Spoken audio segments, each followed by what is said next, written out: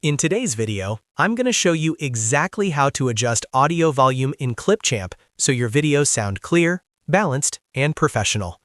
Whether your background music is too loud, your voiceover is too quiet, or you just want to fine-tune the sound levels, this step-by-step guide will walk you through everything you need to know. If you find this helpful, make sure to hit the like button and subscribe to the channel for more simple and easy-to-follow Clipchamp tutorials. Alright, let's get started. First, open Clipchamp in your browser and go to any project of your choice. You can either start a brand new project or open an existing one that already has audio in the timeline. Once your project is open, make sure your media is added to the timeline at the bottom of the screen. This could be a video clip with built-in audio, a voice recording, or a separate music track. Now, to adjust the volume, click directly on the audio file in the timeline. If the audio is attached to a video clip, simply click on that video clip and Clipchamp will allow you to control its audio settings as well. You'll know it's selected when it becomes highlighted. After selecting the clip, move your attention to the right-hand sidebar.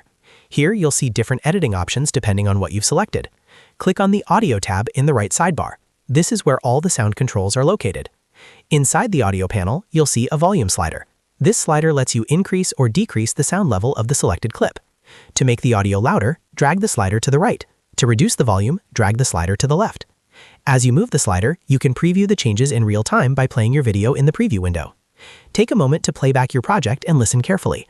If your background music is overpowering your voice, lower the music track slightly. If your voiceover is too soft, increase the volume gradually until it sounds clear without distortion. It's always a good idea to make small adjustments instead of extreme jumps so the audio remains natural and balanced. You can repeat this same process for any other audio clips in your timeline. Just click on the next clip, go to the Audio tab, and adjust the slider as needed. This gives you full control over each individual sound element in your project.